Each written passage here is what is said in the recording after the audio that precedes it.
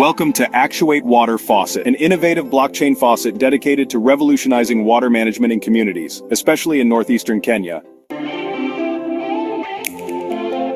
By leveraging blockchain technology, Actuate Water ensures fair access to clean and reliable water sources.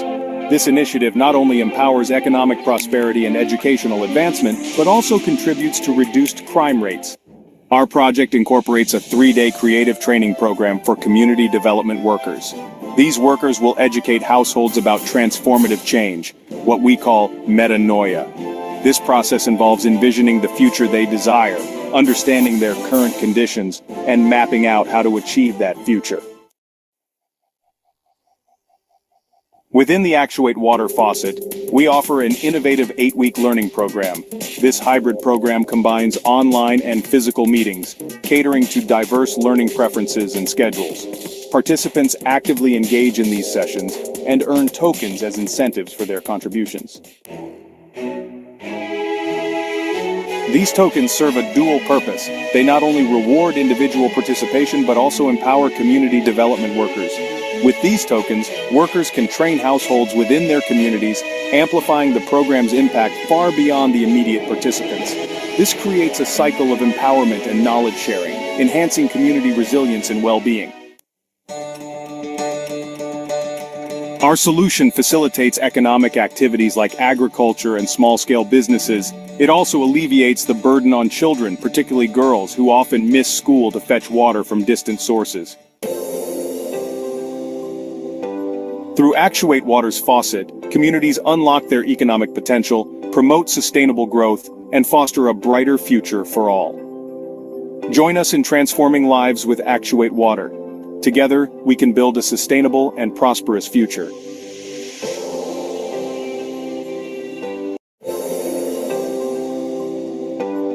Welcome to Actuate Water Faucet, an innovative blockchain faucet dedicated to revolutionizing water management in communities, especially in northeastern Kenya. By leveraging blockchain technology, Actuate Water ensures fair access to clean and reliable water sources.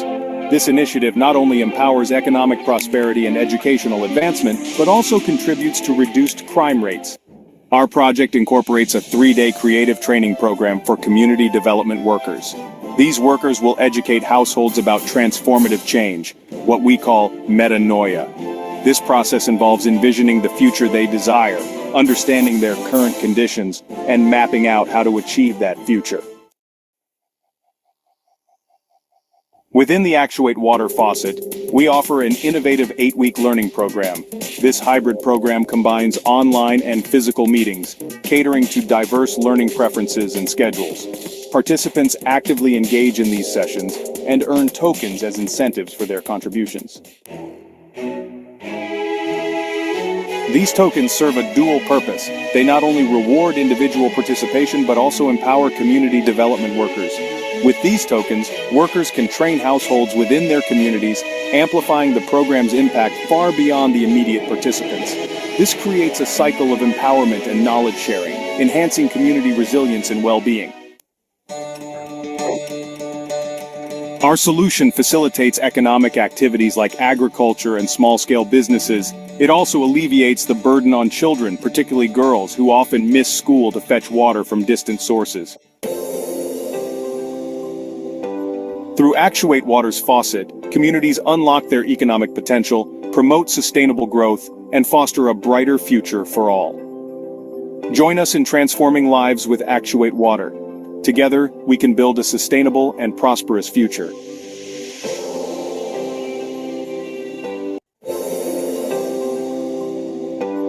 Welcome to Actuate Water Faucet, an innovative blockchain faucet.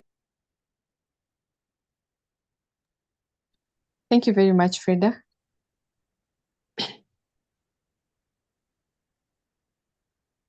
Good evening, everyone, and welcome to session 6 of our Actuate Water program. I hope you all are doing well and ready to dive into today's critical discussion on the current reality of water. As we progress through this course, we are continually reminded of the immense significance that water holds, not just as a resource, but as a fundamental pillar for economic, environmental, and societal health. Today, We find ourselves in a world where access to clean and safe water is becoming more uncertain for millions of people globally. The growing demand for water, coupled with the climate change, population growth, and unsustainable practices, has made water scarcity a global pressing issue. Even regions that once had reliable access to fresh water are facing unprecedented challenges, from drying rivers to overexploited aquifers to deteriorating water infrastructure. In this session, we are going to explore the multifaceted aspects of water in our current reality. We're going to discuss how water scarcity and poor water quality impacts not only public health, but also economic stability, agriculture, and even conflict. We will also touch on innovative technologies and strategies like blockchain, decentralized finance that have the potential to transform water management and water distribution in communities around the world. This is a conversation that is more urgent now than ever before. As we learn, let us also challenge ourselves to think about how we can become part of the solution, whether through innovation, policy changes, or grassroots efforts in our own regions. So, as we begin, I want to encourage you to share your thoughts, to ask questions, and to engage in this critical dialogue. Together, we can create a ripple effect that leads to a more sustainable and water secure future for everyone. So, allow me to welcome our topic master, Mr. Ronald, to take us through the topic.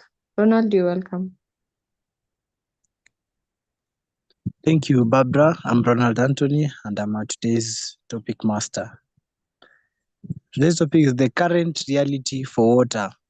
Challenges we are facing in relation to water. Water is an essential resource for life, economic development, and environmental sustainability. However, the world is facing increasing challenges related to water availability, quality, and management. These issues are particularly critical in regions already vulnerable to water stress and environmental degradation. This document explores the key challenges we are facing in relation to water, focusing on water scarcity, pollution, and inefficient water management practices. The first, the water scarcity and drought. Water scarcity is one of the most pressing global challenges today. It occurs when the demand of water exceeds available resources. This issue is exacerbated by population growth, industrial expansion, agricultural demands, and climatic change. In many regions, especially in arid and semi-arid areas, drought is becoming more frequent and intense. A major contributor to water scarcity is the lack of water harvesting practices that could capture and store rainwater for use during dry periods. First, the impact of climate change. Rising in global temperatures has led to change in rainfall patterns, prolonged droughts, and shrinking water supplies. Many regions experience extreme weather conditions, such as less predictable rainfall and longer dry seasons. Another one is the lack of water harvesting. Despite significant rainfall in some regions, the lack of infrastructure for capturing and storing rainwater results in water wastage. Water harvesting techniques such as building reservoirs, rainwater tanks, and underground storage systems are underutilized. The other one is the population growth. As population increases, so does the demand of water. This puts immense pressure on existing water supplies for domestic, agricultural, and industrial use. The other one is the over-exploitation of water sources. Overuse of rivers, lakes, and groundwater for irrigation and urban consumption is depleting natural water sources faster than they can be replenished. The effects of water scarcity. The first effect of water scarcity is the agricultural impact. Water scarcity severely affects food production. Irrigated agriculture, which supports 40% of the world's food supply, is heavily reliant on consistent water availability. The other one is the human health. Scarcity leads to limited access to clean drinking water, increasing the risk of dehydration, malnutrition, and waterborne diseases. The third effect of water scarcity is the economic decline. Water shortages can slow economic growth in sectors like agriculture, energy production, and manufacturing, which depends on water resources. The second one, and the first one was water scarcity and drought. The second one we will talk about today is the water pollution and contamination. Water pollution is a critical challenge affecting water quality, public health, and ecosystems worldwide. Water bodies, including rivers, lakes, and underground reservoirs, are increasingly contaminated by human activities. Industrial waste, agricultural runoff, and improper disposal of chemicals are key contributors to water pollution. Some of the key points are the industrial waste, industrial waste. Factories and manufacturing plants discharge pollutants into water sources, including heavy metals, toxic chemicals, and untreated wastewaters.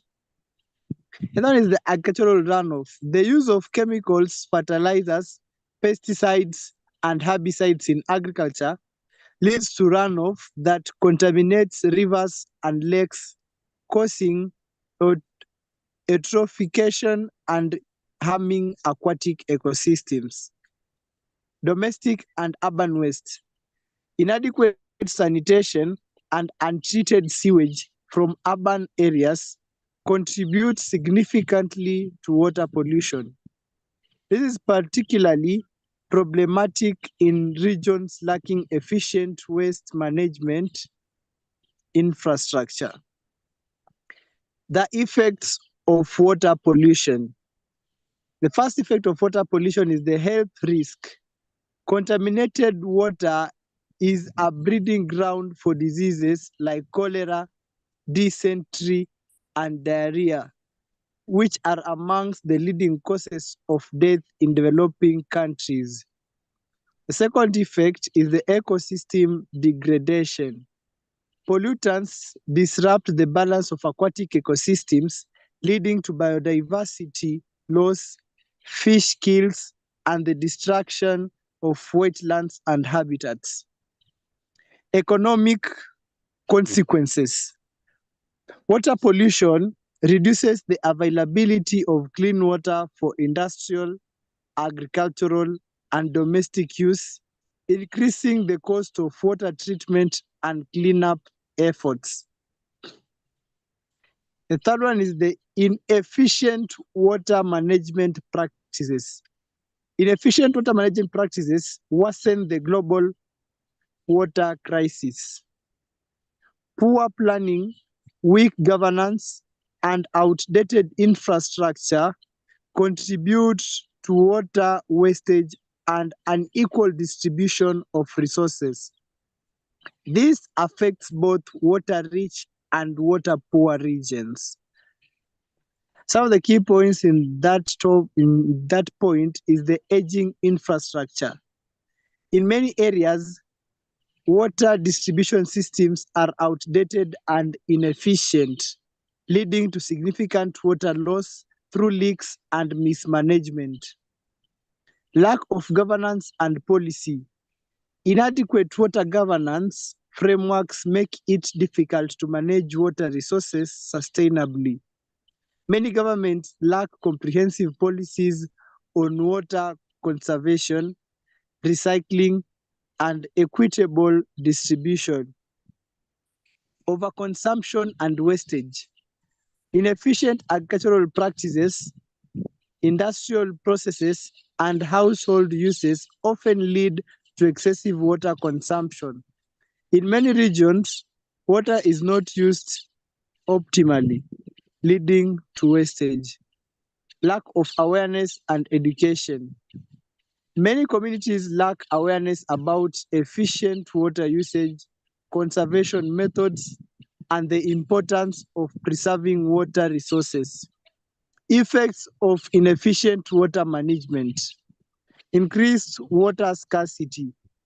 Poor management practices contribute to exploitation of water resources, leading to shortages. Reduced agricultural productivity. Inefficient irrigation system wastes significant amount of water, affecting agricultural productivity and food security. The last effect of inefficient water management is the high costs. Water loss and mismanagement increase the cost associated with water treatment, distribution, and maintenance of infrastructure. The consequences of these challenges are far-reaching, including health risks. Contaminated water can lead to waterborne diseases such as cholera, typhoid, and diarrhea. Food insecurity. Water scarcity affects agriculture, leading to reduced crop yields and food shortages. Economic losses. Water shortages can disrupt industries, tourism, and economic activities. The social unrest. Conflicts over water resources can arise, particularly in regions with limited supplies. Addressing these challenges requires a multifaceted approach involving sustainable water management practices, which promotes efficient water use, reducing water wastage, and adopting sustainability of agricultural practices. Second one is the investment in water infrastructure. Building and maintaining adequate water infrastructure, including dams, treatment plants, and distribution networks. That is the improved water governance. Strengthening water governance institutions, promoting public participation, and enforcing water regulations. Third challenge is the climatic change adaptations. Implementing measures to adapt to the impact of climate change on water resources, such as building resilience to droughts and floods. International cooperation. Enhancing international cooperation to address transboundary water issues and promote equitable access to water resources. In conclusion, the challenges related to water scarcity, pollution, and inefficient management are interlinked and require urgent action. To address these issues, we must promote sustainable water management practices, invest in water harvesting technologies, strengthen governance frameworks, modernize infrastructure, and increase public awareness about water conservation. Tackling these challenges is crucial for ensuring access to clean and sufficient water for all, safeguarding ecosystems and supporting economic growth in the long term. Thank you all, and that's the end of my presentation. Okay, thank you very much, Anthony, for that wonderful presentation. And I just want to highlight that at Actuate, we recognize that solving the water scarcity challenge requires innovative and practical solutions. And while water scarcity appears to be a significant issue, it is often not a result of the actual lack of water, but rather the scarcity of the water harvesting techniques, mostly in Kenya. And to address this issue, we are planning what we call the Actuate Pre-Boston Nairobi Summit, which will have a workshop on water and sustainability, with particular emphasis on how water harvesting can be scaled. So at this juncture, I want to invite our CEO, Dr. Macharia, to give a few remarks. Dr. All right. Thank you so much, Barbara. I'll confirm you can hear me, Barbara. Yes, Doc. All right. Good evening, everybody. the current reality of water. Yeah, as we have said many, many times, the current reality, what seems to be apparent, I say seems to be apparent because it is not real, is that thing people call scarcity. The scarcity is a narrative. It's a narrative of lack. When we say, when if you believe there's scarcity, of course, there's going to be scarcity. Yeah, because whatsoever measures you meet is met against you. Water is not scarce. By the way, we have abundance of water in the world. But there are people who are known as dismal scientists who like to keep on drumming the idea that the water is scarce, so the sky is falling. You know, Chicken Little syndrome? Oh, the sky is falling. The sky is not falling. Because if we believe the narrative of scarcity, we are going to start working on scarcity itself. That's like the narrative of poverty or narrative of lack. See? And when you work from that perspective, then we stay in a permanent state of scarcity or permanent state of lack. Why? Because that's a divine law, which says for those who has, even more is given and they have abundance. But those who do not have, even the little they think they have is taken away and they have nothing. See? Yeah. Read the New Testament, you're going to find those statements. They are true. The truth is that if we now say we socialize people to believe on poverty and scarcity, people are going to become poor and experience scarcity in their own life. So, but who is the one who is driving this narrative of scarcity? See, that is the culprit. Who is it? Who is it? Whose job is it? Now, we have talked about three things: scarcity, pollution, and management. The water that is there is available in this planet is abundant for all of us. But there seems to be scarcity of water, and then we go full throttle polluting that water with bacteria, viruses, and chemicals in a race to the bottom. The race to the bottom, to predation, that's what it says. The race to predation. So not only do we pollute the water with agricultural inputs, when you're trying to grow more food, remember, we need this water to grow food. And then we pollute the same water that we need to grow food while growing food. So we put agricultural chemicals like herbicides, to kill the herbs, and insecticides and pesticides, and all those things end up in the water system. And when they go into the water, they kill the small plants and animals inside the water, or they kill the life that sustain the freshness of water. And so we destroy that too. Not because the water was destroyed, but we actually did it when we are in the race to the bottom. Yeah, the race to the bottom of scarcity. Then we say, oh, there is no food. And then we destroy the forests that should help to maintain the water balance and the heat balance in nature. And then we say, oh, we have climate change. See? Now, these things, they are all things caused by us as human beings. And then you talk about water management, like city waters, sewage management. And now, whose fault is that? Is it the fault of the water itself, or because it's scarce? Who is it that is not meeting water reservoirs for human habitation? You see, there's one thing that Ronald Anton is saying, one thing that's the solution to all those things. One thing, that thing is called governance. So what is lacking, what is absent in all these things is something called governance. How do we govern ourselves to a prosperous future? How do we govern the abundance of water? What is governance? See, the one thing that is missing in all these situations that causes anyone from out there to come and say whatsoever they want, to create this, this narrative of scarcity, is absence of governance. Even such narratives should be governed.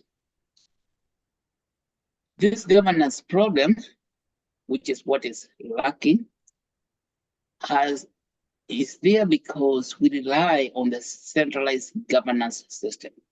Centralized governance is the root source, of all these things we call scarcity. So the politics of scarcity and poverty emanate from centralized governance. And why does it happen when you try to centralize? Because usually you have a single source of failure. One source of failure, either whether through the government, specific agencies, and they are afraid of failing or losing, and because they are afraid, they create stories of fear. Yeah, because they create stories of fear to ensure their own survival. Yeah, because without creating fear, they may not be able to survive in their positions of power. So it's actually centralized power that creates what seems to be a scarcity of water. Is centralized power.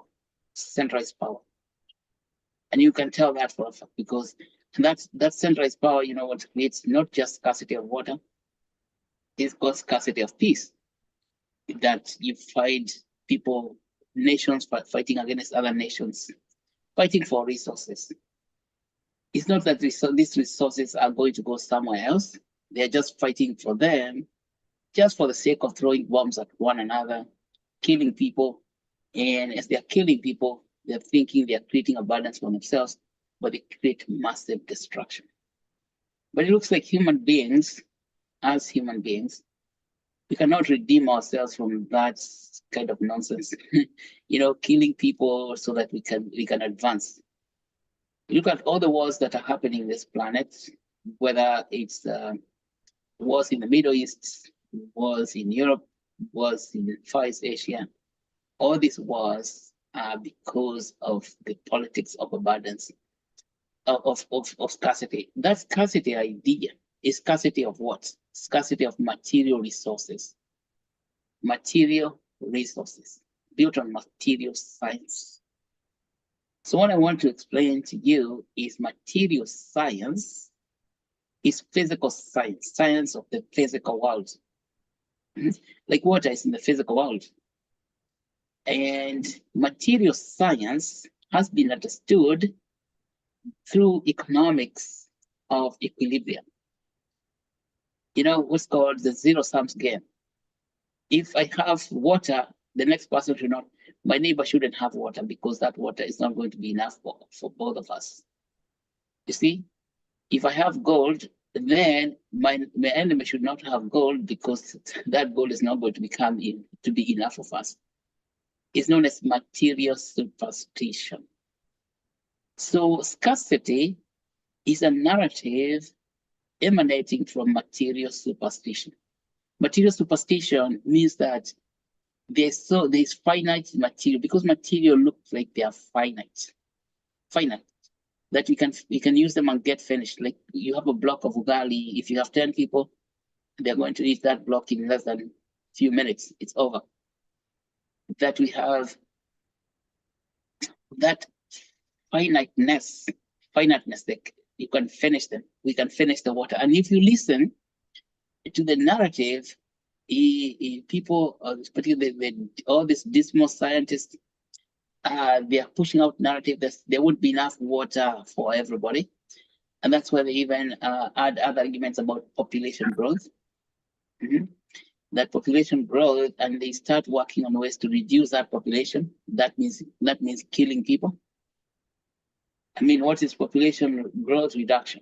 How do you reduce a population? By killing its own people. In some situations, they might resort to things called genocides. Other situation, they may want to prevent women from giving birth to children. So that kind of narrative is completely dangerous. That's what I'm saying. The narrative of scarcity, but because it's built on material superstition. That material superstition is what has given us the division of the world, where we have the third world and the other world. What is that world except a material idea? Is materialism. Materialism. That has nothing to do with capitalism, by the way. So, not confuse. Capitalism is able to produce capital out of your labor. To reproduce, capital is about reproduction. Materialism is about thinking that the material you have, nobody else should have access to that material because it's going to get finished. And if it gets finished, then you'll be suffering forever and ever, which is a big lie. So that is the current reality. We are in the reality governed by material superstition of the science of equilibrium, economic science of equilibrium. And as I've told you many times here in this discussions, this came right from Newtonian economics. It's not the fault of Newton, by the way. Let us cannot blame Newton.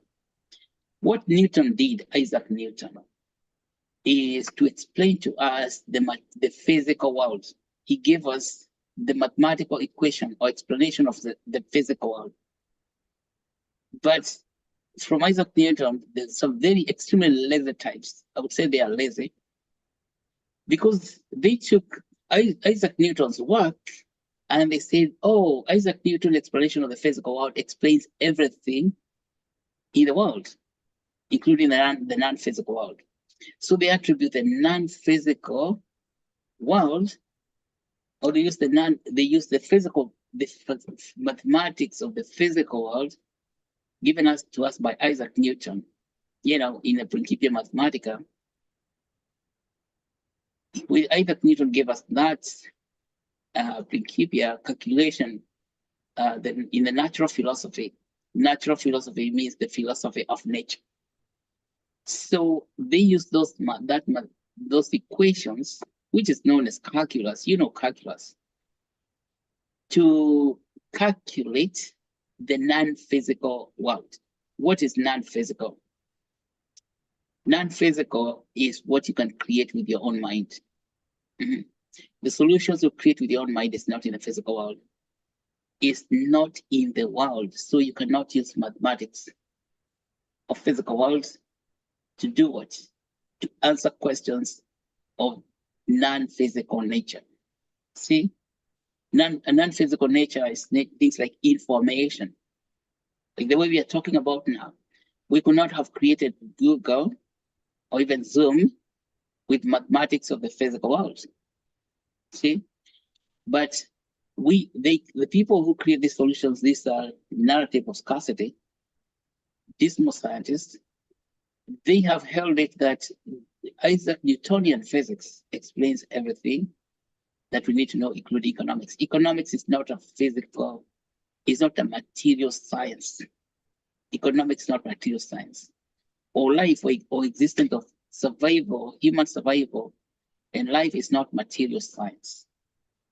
So we cannot have material science explaining non-material, or let's say paramaterial, something that's above material, or people call metaphysics, metaphysical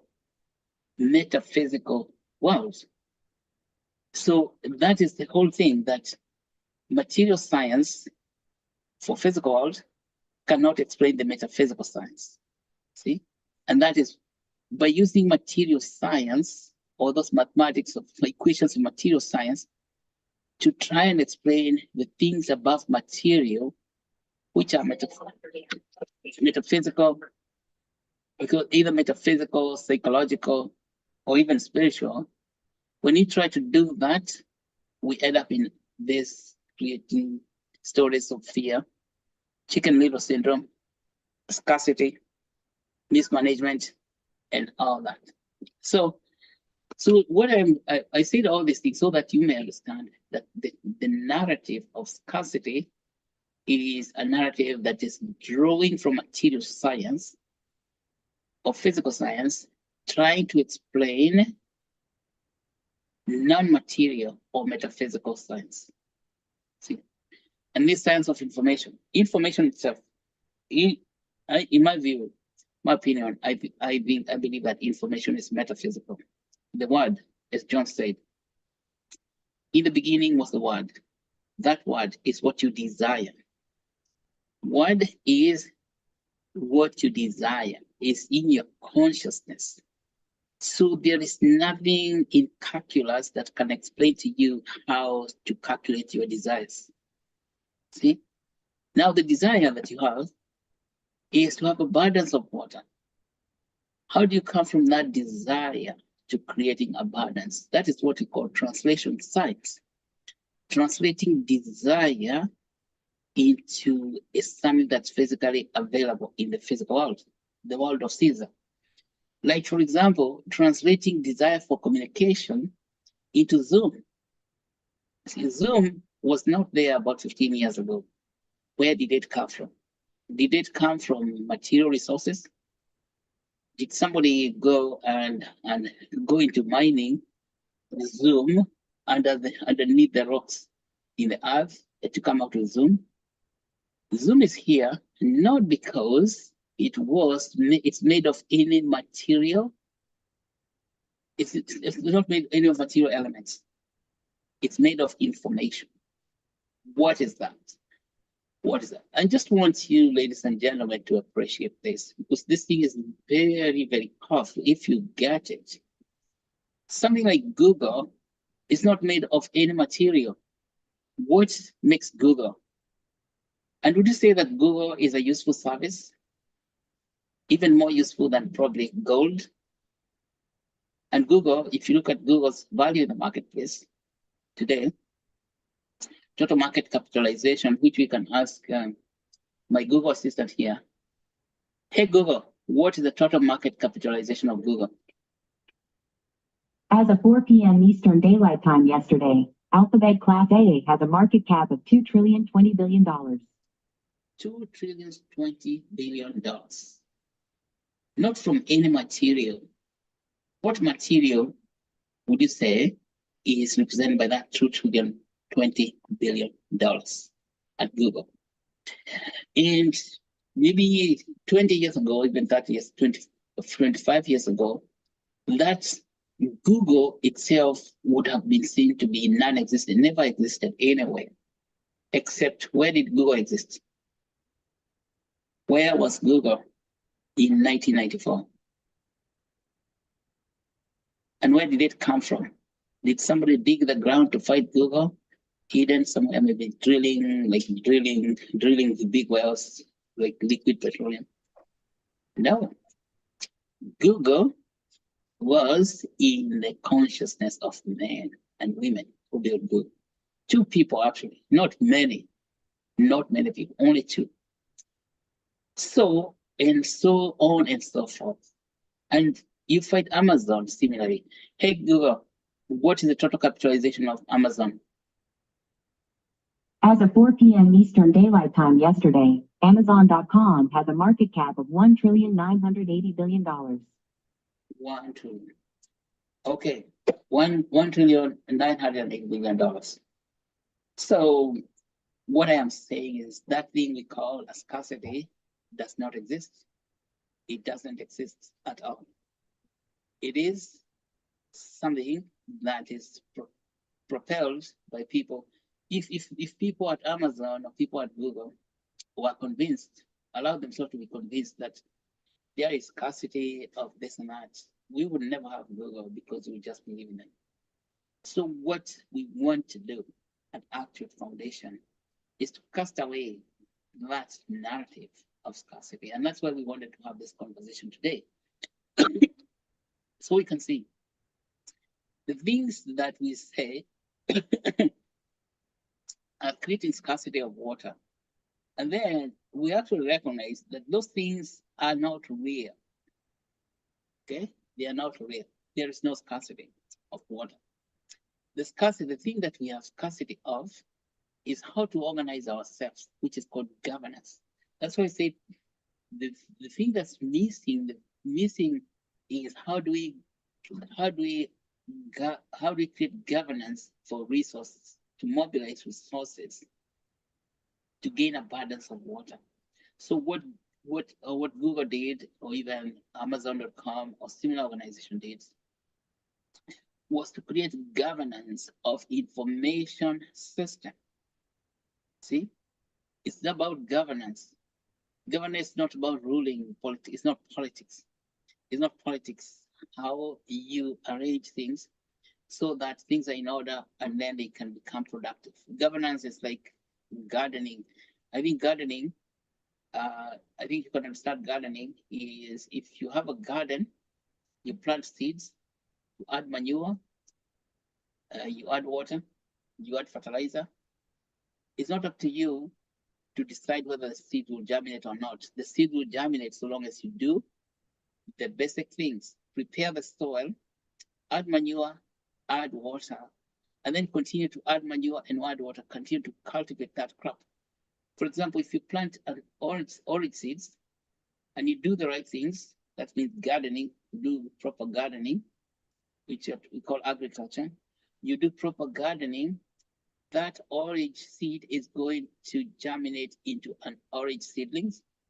The seedling will become a sapling, a small tree, and then grow into an orange tree that will be producing for you, giving you hundreds upon hundreds of oranges every year, maybe thousands of oranges, just one tree. But you cannot see the scarcity of oranges when all you have to do is plant oranges, fertilize them, manure, cultivate them, and then the orange itself is going to produce tree. What is scarce? What would it be scarce in that situation if you did not have any oranges and you never planted oranges? Mm-hmm. Is it the oranges that are scarce, or is you not planting the oranges? And even if you planted oranges, now governance means taking care of that orange, the decision to take care of the farm, the orange of the garden. So decisions to take care of the garden, who is responsible for that? So you can see and you can tell people who understand this philosophy, people who have gardens and they want to grow their crops, and you can compare crops different gardens by different people. Some crops in the same region, same area, the same location. You'll find one person has planted crops that are very, very productive. They don't get more rain than the other people. They get as much rain. But then they add other things, which is called labor input. They go there and they cultivate their crops properly. So they are there 100% applied into giving the crop what it needs in order to produce the fruits that they have planted. But then you find in their neighbor who does not take care of the crops. They don't go to the shamba and cultivate the garden, and then their crops are miserable. Just go out in your community, you are going to see that. Now that thing that you observe in your community is the same thing that you observe in institutions, large situations like water. And if you were to go to the person whose garden is doing so poorly, and you ask him, why is it that your oranges are not producing? Then I give you 101 reasons why this year this happened. They said, first of all, you hear certain excuse in the beginning. Maybe there was too much rainfall this year, so it was raining almost every day, so we could not have time to go and cultivate the garden. Who said that if it's raining every day, you cannot go and cultivate? Because has rain ever killed somebody when you're just a local rain, unless you're getting the floods of Noah, which happens. But some people will tell you that. So instead of going to cultivate their crops, when it rains, they spend the whole day sleeping in the house for laziness, number one. So that laziness, physical laziness, becomes also mental laziness. Second, they do not add manure. And then you say, why don't you add manure to your orange, to your garden? You say, oh, I don't have manure. I did not ask you to produce manure like a cow, okay? You have to go and get manure. from people who have manure. Because some people actually, lakini mimi sina manure. Yeah, as if you're asking, okay, produce manure yourself. No, it's not that you want to produce manure and manure oranges, but they are going to tell you that. And then you find, what you ask the neighbor, where did you get manure? Oh, we went and collected manure from somewhere. Even some of the stuff is not even manure. We probably just need to collect leaves and you just cultivate. And they ask you, then you come and find that their orange trees are infested with parasites. And they say, why don't you, where are your oranges having all these parasites? Say, I don't have this. So it's always, I don't have this, I don't have this, I don't have this. Ultimately, that orange tree becomes blighted, stunted, doesn't produce any orange. It's not because of anything was lacking, but the owner of the garden is full of excuses, telling you, I cannot do this. And that is, all those excuses are equals to what? Laziness. That laziness, which would now translate into governance. When you get governance, the decision making, to make a decision to do the right thing at the right time. See, that's what's lacking. So when it comes now to the blockchain itself, how can we enforce governance? Because human beings do not spontaneously lend themselves to governance. It's not spontaneous. As you have seen, the person with a small orange garden, even he has no oranges, maybe he's never planted the oranges there. The land is empty.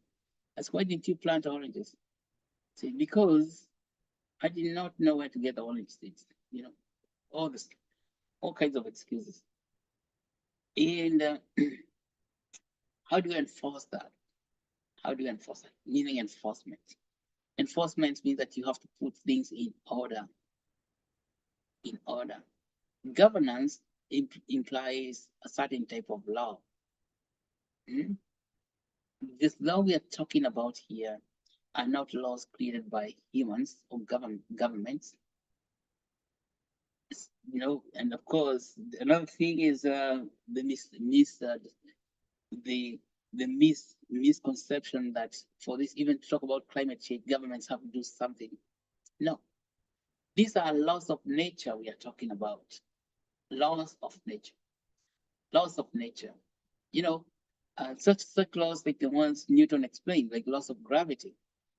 The law of gravity is there. It's nothing to do with government or any human being. That gravity will pull you to the ground, whether you're upside down, whether you're horizontal, whether you are standing up. It is the law of gravity and it's an absolute law. So we are talking about governance relative to absolute law. The absolute law here that we mean is abundance of water. How do we use that abundance? It's just like gravity is abundant, it's everywhere. There is not a single spot on this planet where we don't have gravity. The thing is to figure out how to use it. So then there's not a single spot here where we don't have abundance of water.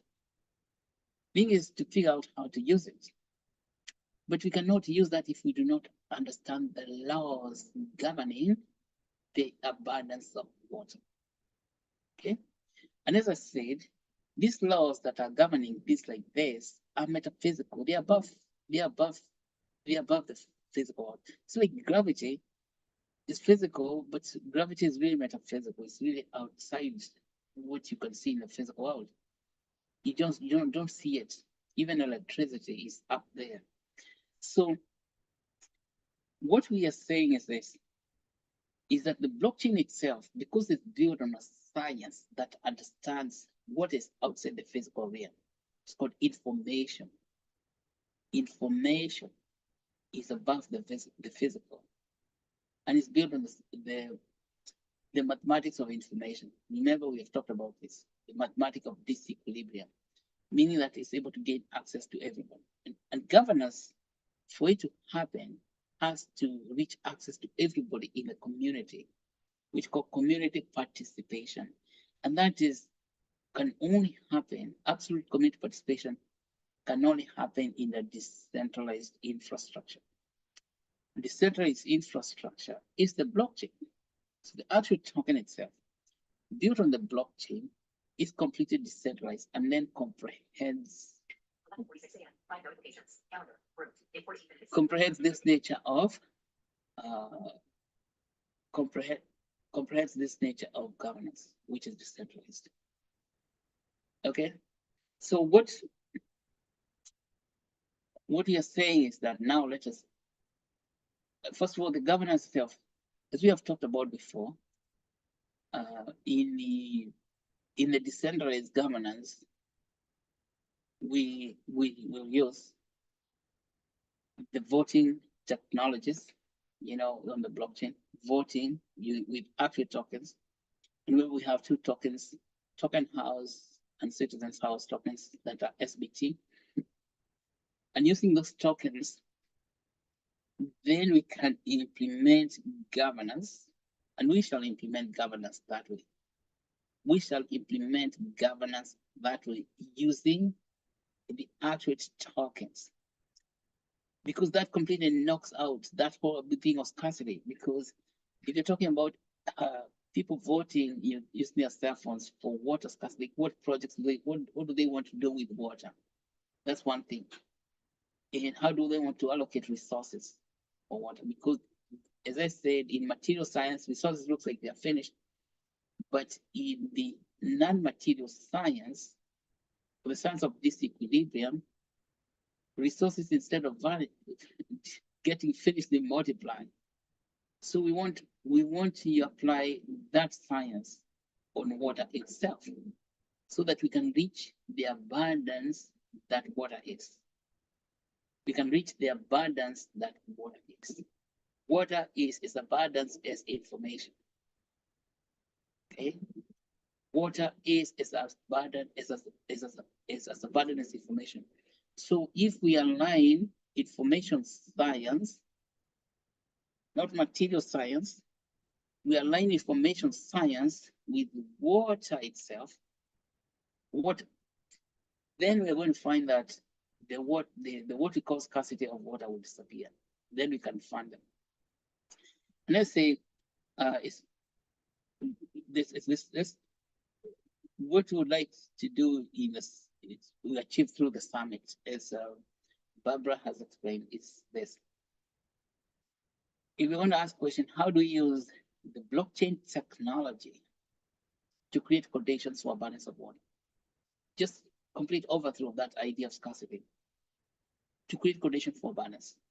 And we shall need people who understand blockchain, including yourself, to participate in creating smart contracts for that idea. How we use Actuate token to create conditions for abundance of water. In 3 ways now. One is for community education, as Barbara said, that water, harvesting the water that's already there, happening every day, coming every day, is the primary source of abundance. Yeah, so the roof is the primary technology for water harvesting. That's it. Harvesting the water that we already have.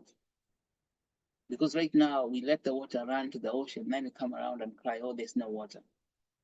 That is complete nonsense or laziness of mind. It's like failing to plant your seeds and then you come around and say, oh, there's no oranges. Now, what is that? Who can even believe it?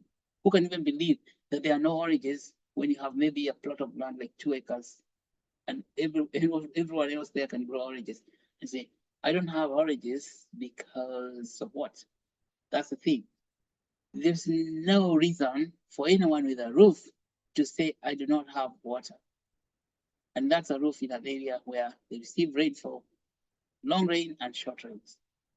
And then that person just sits around, looks at the water, and when it enters the house, it's raining because just want to be sheltered from the rain.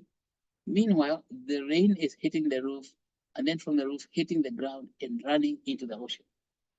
See, that is one thing that we have to remove from the consciousness, that thing that stops people from just doing the one thing that is going to give them abundance, which is already there. And of course, the roof is not sufficient. That roof has to have gutters to streamline the water into tanks. It will have to have tanks, and those tanks, one roof should be having at least 10 tanks. That is just community education, massive community education. Remember, when the water is coming from the high heavens in the clouds, that water is clean. Unless there's some people who are pushing out some dirty stuff in the air. It's called pollution. But in majority situations, the water coming from the clouds, rainwater is very clean, and you can drink it as it is, just like milk from a mother's breast or a tender baby. It doesn't need to be sterilized. You don't need to boil it. It's coming straight from the roof, because as the water is coming from heaven without any bacteria inside it, then it hits the roof, and the roof itself has been displayed in the sun, and the sun itself has got ultraviolet. The sun sets UV lights, ultraviolet rays that destroys the bacteria on the roof. So the roof is not going to be dirty. I'm not saying that you go on the roof and wash it every day so that you can get clean water. The roof is already cleaned by God Himself through the sunlight, through the UV light. Okay, ultraviolet light kills bacteria and viruses. It's like X-ray. Okay? And so that water is clean. Then even by the time the water is entering the tank, it's already clean. Yeah, you can drink it the way it is, and it's not going to mess you around. And it won't give you parasites or bacteria unless the tank itself. But usually the tanks, you don't need to do anything, because the water, when it comes from the roof, is already very, very clean. Yes, and when that roof is outside, it stays, the sun is hitting the tanks and also helping to kill a lot of those microorganisms that could be messing around with your water. So it doesn't need any further technology or additional thing or treatments. The water from the roof is good enough. And so everybody should have at least 10 tanks. But I say, oh, I cannot have 10 tanks because I don't have money. There's always excuses. And you see now, if we are now talking about community education, and we have actually talking, the thing is to figure out how to make sure that everybody has understood how to implement that primary water harvesting technology, which means roofs, gutters, and tanks, and then participation of the family. I'm sure that you cannot have a family where we cannot afford that if we figure out how to work together. Then, for the summit itself, participation, particularly for the people who are inclined on technology, great is smart. We're going to have a hackathon, by we shall have 3 hackathons in that summit, 3 hackathons. With you, for instance, you have to participate, and we're going to be setting out information about these hackathons this week.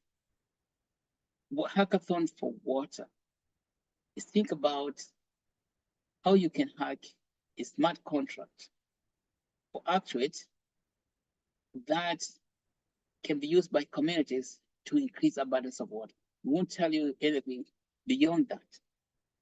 Yes? How can you use that?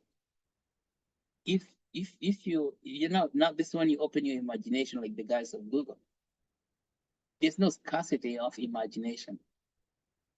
Okay? Open your imagination like Mr. Nick Bezos of Amazon.com. There is no scarcity of imagination. The question is, for this hacking community hackathon, is this: how can you use Actuate token to increase the abundance of water? And think about the water harvesting itself, like I've just said, about roofing, gutter systems, tanks for every house. And this can even come from fundraising. You can create a small app, decentralized app, DAPP, Actuate DAP, for quadratic funding. Yeah, you know that you can use quadratic funding to raise money for families that may need to implement primary water harvesting. Say primary water harvesting, which is the roofing system plus tanks.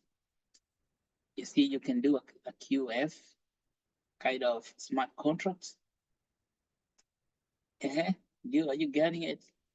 Now I'm giving you I'm giving you what a sneak of how to win such a competition. You can do a retroactive public good funding, RPTF, for water harvesting, and you show how, and that's a smart contract.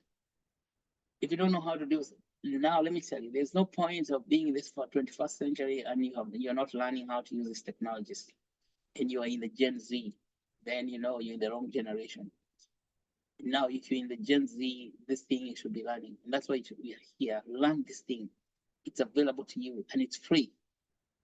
Okay, like now we are here participating, it's all free.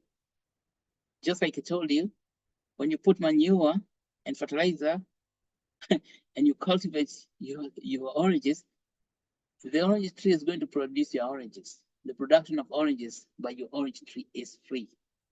Okay, take no thought. Take no thought. So all you have to do is do the basic thing, like find the manure. That means find how you write such a smart contract.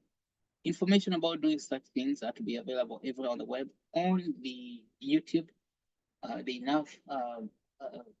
enough YouTube videos that can show you how to write that, how to work with the GitHub, how to work with Remix. Now, Remix, if we, let's say, because Actuate is built on Ethereum network, Remix works for Ethereum, but I think it also does work for Solana and other blockchains.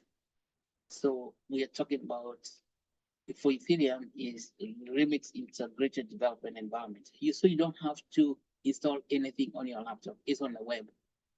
Remix.ethereum.org. And from there, you will know how to build a smart contracts. And don't say you do not know. That's called an excuse of scarcity. So you're not of them who will be talking about scarcity anymore, because there's no such thing as scarcity. If Remix is available for you, then what is not there? Okay, it's not scarce. It's not scarce. What will be scarce is your willingness to do what you need to do. And these things cannot be solved by just talking. Technology is about doing. Technology is about doing. Do it. And we have, let's say, a lot of Gen Zs coming up and talking about creating new technologies. Let's create leadership for water abundance using technology and find out how you create a smart contract. Now write this down. Between today and December 3, you've already done this. Find out how you use the smart contracts, how you create a smart contract to use Actuate token to create abundance of primary water harvesting technologies. And that's very powerful. And so you can now figure out how to integrate the roofing companies, people who create roofs or roofing material, and people who create gutters for collecting water, and people who create tanks, and also people who create technologies for pumping water out of those tanks into high tanks that will now supply water to the garden for irrigation. So that's pump. How do you run? How do you use blockchain? And as I told you, there's several things.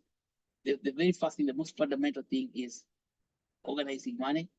Now, retroactive public good funding and quadratic funding, they're on a blockchain governance system. Read about that. We have talked about that many times before. So that's why we have been doing all these things.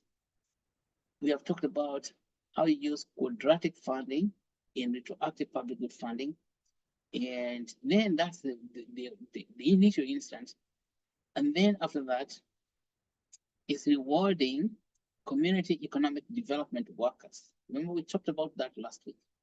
community economic development works, incentivizing them to go and teach people in the community. They can go from house to house to house, teaching people about abundance of water and how and what to do with water. These are people teaching, say, your mothers and fathers in the villages and in the cities, the grandparents, to know that the water is not scarce. Water is abundant so long as we learn how to harvest it. Community economic development workers, and even from community economic development workers for teaching people about boreholes, for those places where people have to use boreholes for underground water or even water pumps. And now you can see this about a reward. The second question then is saying how can you create a smart contract that will incentivize community economic development workers to teach people. And of course, not just asking, but doing it on remix. Build a smart contract. That's what hackathon is about. Build a smart contract that can do that can execute that. Number 3 is build a smart contract that now can be used for managing the water resource, like an irrigation system. Smart contract for irrigation system, which means the irrigation pumps, and the smart contract for the distribution of water into the irrigation system. These things are going to be necessary. And I'm telling you that because we're having a meeting, we're inviting lots of people in the blockchain, we're going to announce that. So you will now have great advantage because you've had this thing far ahead of everybody else before we bring all the other computer scientists, and other blockchain enthusiasts, and ask them to build those smart contracts to hack away. Okay? Now, hackathon for developers is similar to the poster presentations for the other scientists. So, but the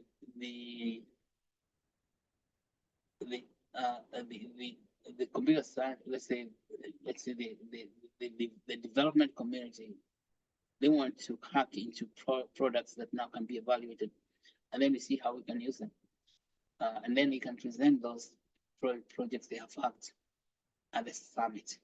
So that is going to be, and that's why we brought it up to this level, so that we'll be talking about this every day of the year, every week, every week for this year, so that we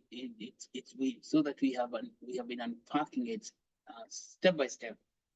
You can understand how you participate. So the ultimate thing, the ultimate outcome is to hack these smart contracts. So 3 smart contracts: one for fundraising, one for reward system, and one for distribution of water or water management using Actuate token. What is that like?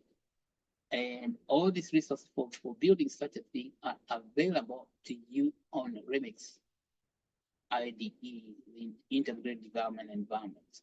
And I think what you should do also in Actuate Nation, we post that link to the IDE, so you can go there and explore yourself if you have not seen it before. But I believe that you've already seen all those things because you are in the Gen Z, the generation of the most advanced technology people in this world today. All right, back to you, Barbara. Okay, thank you very much, Dr. Macharia, for your remarks. Our guest is already here. I'm going to invite Prudence Tendwa to say a few remarks. Prudence, you're welcome.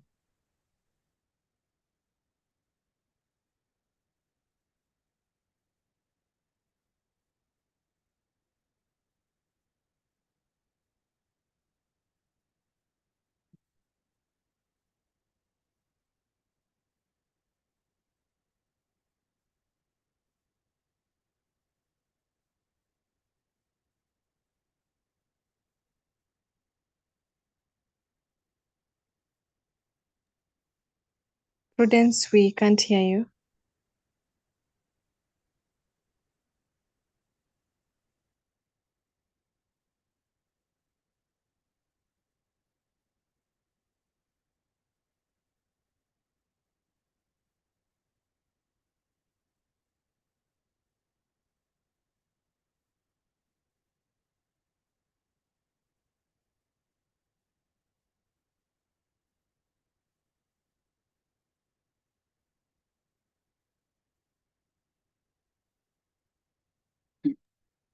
Thank you very much, Daktari, for reminding us about the hackathon.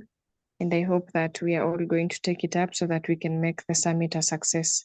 As we wait for Prudence. Prudence, when you're ready, you can just unmute and begin.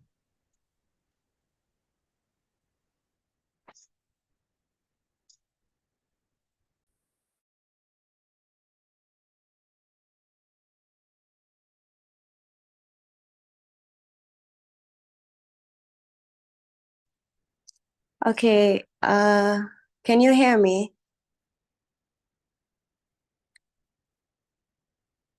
Hi, everyone. Hi, Prudence, we can hear you. Okay, thank you. Okay, my name is Prudence Tendwa, the reigning Miss Water Kenya. This is a title I got after competing for the competition. It's a beauty pageant that goes by the name Miss Earth Kenya. Where Earth is the main title, and there are several elements that make up the Earth. That is water, air, fire, and many others. So I got Miss Water, and being here is because of being part of you guys today is because of this title that I have with me as Miss Water, because it's relevant to whatever we are tackling here. So I'll just go straight to talking about, just giving a touch on various things, various issues, various water issues, sorry.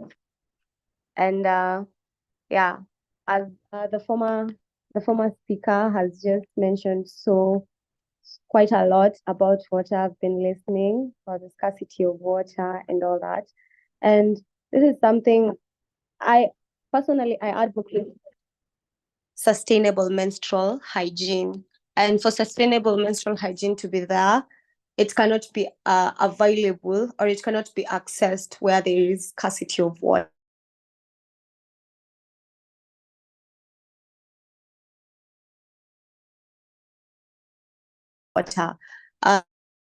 Sustainable menstrual facilities are sustainable. The How do we call them? The period cup water really is to us. And for scarcity of water, some of the solutions that we should be very keen with, some of the solutions that we can have to curb, scarcity of water. The previous speaker mentioned conserving methods, that is harvesting of rainwater, efficient irrigation system. Yeah, that is quite a manageable way of controlling water scarcity. Yes, and harvesting rainwater is the most common, and many people ignore it. Many people tend to ignore the fact that we can use harvested rainwater. Actually, it's the most natural source of water, and the most affordable, because it's just rainwater. So we should be very keen, because if we ignore this and then we end up, especially in places like the cities where we don't really have clean rivers and all that, if we keep on buying and buying water, it's quite a waste of money. And yet when it rains, we can harvest this water. So thank you very much for having me here. I've learned quite a lot. I really like to be part of you guys each and every time we have these talks, because it's kind of in my area of expertise. And Barbara, thank you so much for giving me this chance to be here. And thank you for also giving me the opportunity. I am deeply passionate about things, the role water plays in our lives, from drought to pollution to ineffective management. Water issues are now becoming more critical every day, and I'm dedicated to raising awareness, probably fostering dialogues and driving change. Yeah. Okay, thank you very much, Prudence, for availing yourself for our talk and our session today. Dr. All right. Tell me you can hear me, Barbara. Yes, yes. Oh, well, thank you, Barbara, and thank you so much, Prudence. Sorry, it took so long. I didn't know you were coming today. I don't know why I missed it, because I think I missed the announcement. But Yeah, thank you, it's Prudence. okay. Thank you, Prudence, for joining us. Really important. Of course, as you've said, rainwater is very important, because that rainwater is clean. You know, it comes from God Himself, God in heaven. God lives in heaven, we are told. I think for our people in Africa, we say heaven is in the sky, in the clouds of Biguni, isn't it? So Mungu Biguni sends water to us, all of us. That water is very clean, pure water, H2O. So it doesn't need to be washed again. You know, it's not like the water that you get by other means. So it doesn't need all these other treatments. It's just clean water from your roof. You can drink it directly. It's not going to give you minyao, because there's no minyao in heaven. Or is there minyao in heaven? No. Then why don't we collect it? Why, you know, when it rains, for our people, we run away from rain to go and hide in our houses, wait for the rain to get finished, and all that water goes down to the ocean. Whoever said the ocean was thirsty wanted more water. Even if we harvested that water and use it for drinking, it's still going to end up in the ocean. Yeah, ocean shall always get its water, whether we like it or not, whether we harvest it or not. So whose fault is it that the water is going to the ocean? It's just us. So Prudence, we want to welcome you to join us into spreading this gospel. Gospel is good news. The gospel we are talking about is the gospel of abundance of water. It has abundant water coming from heaven itself. What we are lacking is the harvesting of that water. Everybody has got a roof. Everybody. Nobody's, well, there's some people who sleep in houses without roof, and other people do not have a house. But majority of the people have got a place to sleep, which has got a roof. That roof can harvest water for daily use for the family. And if the roof is surrounded by a certain number of tanks, say about 10 tanks, is going to collect enough water to last the whole year. Because it rains, long rains and short rains, there'll be enough water there to last the whole year for the family to use for drinking, for bathing, and doing for all the hygienic work they want. And it is also going to provide sufficient water for irrigation for growing crops. Okay, so long as they collect it, they harvest it. And so this is the good news. The good news is that water is not scarce, water is abundant.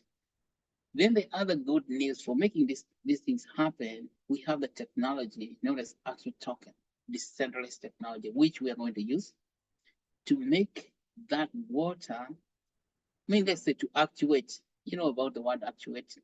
Actuate means causing motion into something. Yeah, causing a movement.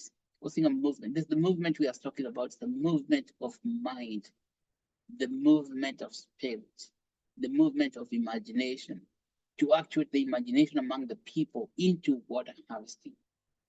And that actuate is, and of course, to actuate the governance, because as Ronald said, what is missing is governance. And so the good news is that we have technology for governance of the water, of the abundance that is water, so that you can move it. We can make sure that there's abundance of water, and then we kick out that narrative of scarcity out of our imagination, and we admit the new narrative of abundance of water, and then everybody has got water to serve it. So being with water Now, this is a very appropriate gospel for you to spread. Thank you for joining us today. And what do you say, Ms. Prudence? Thank you very much, Daktari. I just wanted to say that, okay, I'm not here to talk. I don't talk too much, but I'm here to collaborate, inspire, and maybe find actionable solutions that can help us to secure a future with clean, accessible water, to make sure that accessible water is available for all. Yeah, and I'm sure that together I can work with the team at Actuate to safeguard this invaluable resource for generations to come. Thank you, Prudence. So back to you, Barbara. Okay, thank you very much, Prudence and Daktari, and thank you everyone for making time to the meeting. And as we have heard from Prudence and Daktari, we should all work together towards safeguarding water. And this being a learn to earn session, I am going to share the attendance form so that we can fill out the signing sheet and wait for our tokens at the end of the month. And with that being said, we have our blockchain session at 8 p.m. in the next 30 or so minutes. Let us meet at 8 p.m. for the blockchain class. Thank you very much, everyone. And I would like to adjourn the session.